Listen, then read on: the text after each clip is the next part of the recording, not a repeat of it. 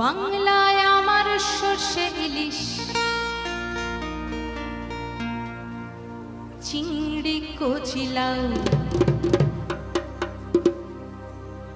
বাংলা পার্শে মাছকে ধুয়ে